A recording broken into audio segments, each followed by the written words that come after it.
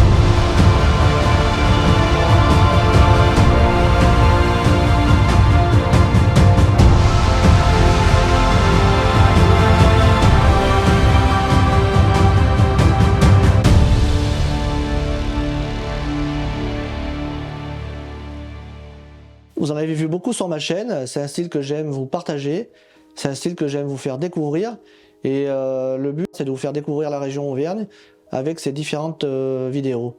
C'est pour ça que tout de suite, sans perdre de temps, je vous partage les 5 conseils que je mets en place pour rendre mes vidéos plus cinématiques et vous donner envie de vous balader. Il s'agit bien sûr de mon style, ce que j'aime faire, donc vous pouvez bien sûr vous en inspirer.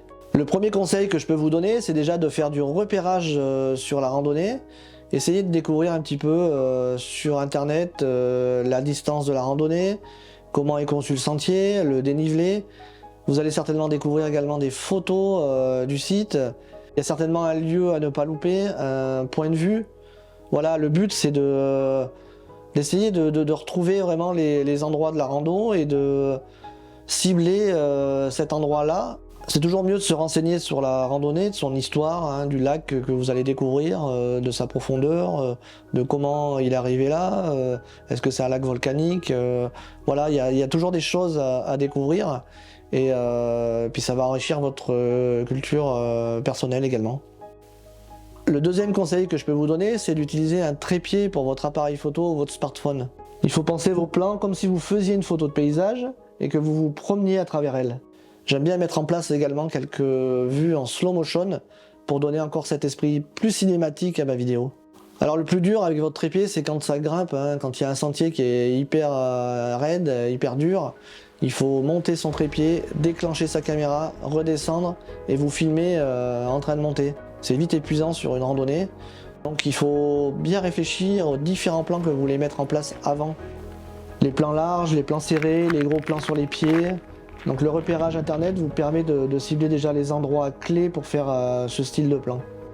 Le troisième conseil que je peux vous donner, c'est de faire des plans de détail, des gros plans, que ce soit sur des arbres, des feuilles, des fleurs, un ruisseau qui coule. Ça va vous permettre de pouvoir incruster des gros plans et de dynamiser votre montage et de donner encore plus envie aux randonneurs de venir voir et découvrir ce paysage.